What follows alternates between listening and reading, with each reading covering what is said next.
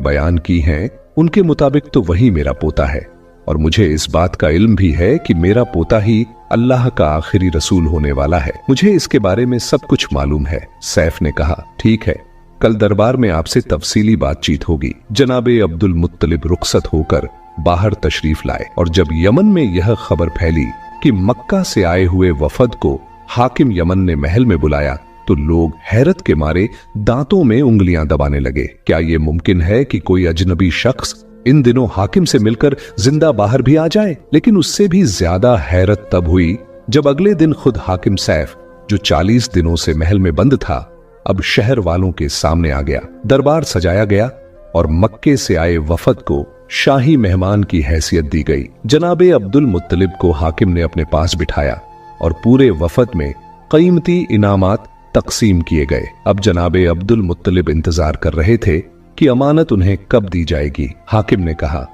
यह एक राज की बात है जिसे मैं सबके सामने दरबार में नहीं कह सकता। आप शाम को महल में तशरीफ लाइए, जब रुखसत करेंगे तो ये अमानतें आपके हवाले कर दूंगा। शाम का वक्त आया। जनाबे अब्दुल मुत्तलिब महल में दाखिल हुए। हाकिम यमन ने 3 जानवर उनके सामने पेश किए, एक ऊंटनी, दूसरा खच्चर, तीसरा घोड़ा। हाकिम ने कहा, ये तीनों जानवर मेरी तरफ से उस पोते के लिए तोहफा हैं जो अल्लाह का आखिरी रसूल होने वाला है, और अगर मैं जिंदा रहा तो यकीनन उसकी मदद करूंगा। तारीख बताती है ये वही ऊंटनी थी जिस पर सवार होकर रसूलुल्लाह सल्लल्लाहु अलैहि वसल्लम ने अपना आखिरी खुतबा अता फरमाया था, और यही तीनों जानवर मदीने की हिजरत के बाद भी पैगंबर इस्लाम सल्लल्लाहु अलैहि वसल्लम के साथ रहे। जब रसूल अकरम सल्लल्लाहु अलैहि वसल्लम ने मदीने की हिजरत फरमाई तो आपने हजरत अली अलैहिस्सलाम को मक्के में ही छोड़ा ताकि वह आपके बिस्तर पर सोएं, ताकि दुश्मनों को यह लगे कि आप अभी मक्के ही में हैं।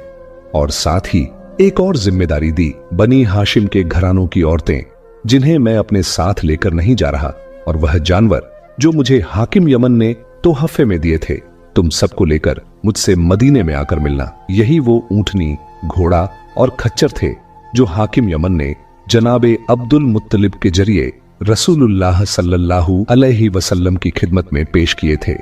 तारीख बताती है यह तीनों जानवर आखिरी वक्त तक पैगंबर इस्लाम सल्लल्लाहु अलैहि वसल्लम के साथ रहे।